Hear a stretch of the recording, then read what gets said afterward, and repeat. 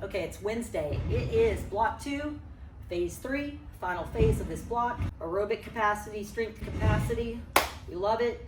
So the theme of today is going to be Tempo Superset. Okay, so we've got a total body strength being the emphasis. So as I mentioned for the Monday overview, the goal of this block is capacity. Okay, we're working with the developmental training volumes. We're looking to increase the total amount of work performed over time. This is done by adding more sets, reps, or load. Okay, I'm mixing things up a little bit in this phase, and instead of us having the same format on the Monday, Wednesday, Friday workouts or your strength workouts, Wednesdays are going to be a little bit different. We're going to have a focus being on developing our slow twitch muscle fibers. Okay, so this method we'll be using is basically called tempo training. Nothing fancy, but it essentially means sticking to a specific tempo for each rep that you're performing. So this is going to progress over the course of the 4 weeks of this phase. So the tempo that we're going to basically use in week 1 is a 5-second eccentric and a 5-second concentric. Okay, so there's no pausing at the top or the bottom of a movement. We've got a squat and we got a so you're taking essentially 5 seconds to get down from the top from standing into the bottom of a squat, and then after hitting that, you're starting to come up and you're taking 5 seconds. I found it very helpful in here. Use a metronome app, or there's actually, I put a link in the notes in the app for y'all, a website that has kind of a adjustable tempo. It's an interval timer made for tempo training. So most people tend to rush the tempos. It's not that they're trying to cheat, it's just naturally what happens. So if you really try to adhere to those strict tempo prescriptions, you're going to get a lot out of this training method. So it's going to burn, it's going to be intense, but it's also kind of fun. So in addition, this approach boosts the number of what are called mitochondria in our muscles. So essentially, I always remember that as being called the powerhouse of the cell.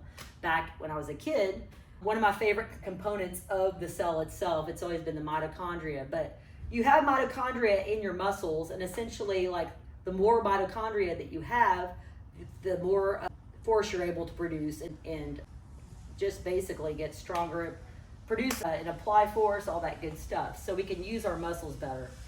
So in addition to the strength side of things, of course, endurance. So mitochondria just help us do more things.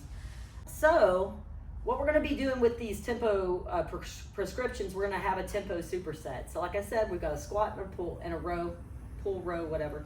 We have a weekly rep goal to kind of hit, and we're starting in week 1 with 25 reps being the goal. So we're going 5 sets of 5 reps with that 5-second descent and 5-second ascent. So 5 if you're looking at a tempo prescription. That increases every week. In week 2, we bump up to 48 reps of each. So I believe it's 8 sets of 6 at 4. 70 reps in week 3, which I believe is 10 sets of 7 at 3, and then week 4 is 10 sets of 8 at 2.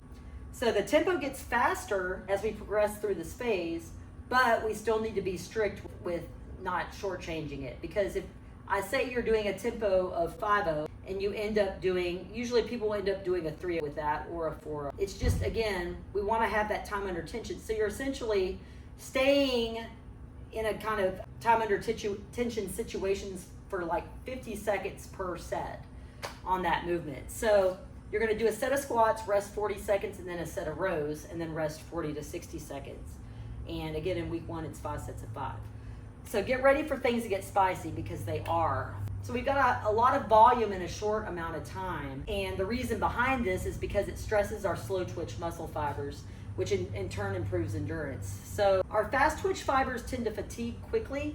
So once we max those out, slow twitch fibers take over and basically carry us through the rest of the sets. It's a good thing to basically like stress those dudes so they can help sustain us over time. So loading wise, you want to choose a weight that you can sustain across all sets. Worst case scenario, you start too light, and then you have to bump up either during that workout or know for the week 2 where you need to be. If you're doing a front squat or a back squat, I've got different options for the squatting variation. I would suggest starting with the bar and then just move from there. Worst case scenario, you start with the bar, you realize it's too easy. You either count that as a warm up or whatever, and then start your work set or whatever. But if you've never really done this style of training, it's hard to know what to expect. I mean, we can't really base anything off of a 1 rep max kind of calculation either. So yeah, so for the ring rows, we're going to be doing body weight. You don't need any additional load there. So Let me just recap the overview of the workout. So as with Monday and as with Friday, like we did in the previous phase, I've got y'all doing a banded warm-up circuit for hips and then a band circuit for the upper back. Y'all are gonna go through each one time, so if you were in for the last phase, then you're familiar with these. Then we're moving on to the power movement and mobility circuit. I configured these similarly to how they were in the previous phase. We've got one of these on Monday, Wednesday, and Friday. We've got a lower body power movement, upper body power movement, a TGU component or Turkish get-up component, and then a mobility drill. So we've got different options for the lower power and upper power movements. We're doing a half kneeling windmill is the TGU component in this day's routine, and then adductor rock backs. So you will see too on the TGU component and the mobility drill, the reps are going to increase by 1 over the course of the 4 weeks, just to get a little bit more volume in there. So I've already really kind of touched on the Tempo Superset. I don't really need to go over that again because I just did, but we've got the week by week progression. After y'all get finished with the Tempo Superset, y'all are going to do an accessory superset.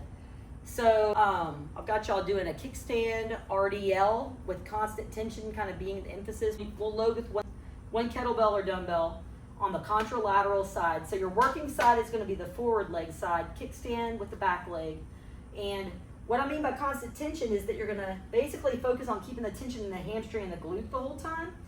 So you really shouldn't come up all the way at the top because that kind of shifts it away. So you'll kind of be able to feel that tension kind of staying constant. And I want you to stay tuned into that. So 8 to 10 on a side with those. And then the 1.5 rep bench press. Y'all are going to do this with your feet up for added core, just because. In week 1, we're doing 6 to 8. That's going to bump up rep-wise as the weeks go on. Y'all are going to bump up to 4 sets too as the weeks go on as well on the superset. But I will say on the 1.5 rep bench press, typical fault people will do is that, so we're going to take the bar all the way to the chest. If you're pain free, go up halfway, come back down, and then drive back up all the way. So that's 1 rep. What I see most people do is they'll come down all the way. Their half rep will be way too high, and then they'll come back down and go back up. So what will happen there is that you'll lose tension through the chest, shoulders, and tries, and it'll feel too easy. So ideally, that half rep should just roughly be like a 90-degree elbow bend, and then back down and up. It's gonna feel like you're not coming high enough, but you're gonna feel a difference. So stay tuned in on those. After y'all get done with your accessory superset, we're gonna move on to a carry and TGU superset. So I've got y'all doing a farmer carry today, supersetted with the half kneeling windmills from the power movement and mobility sequence.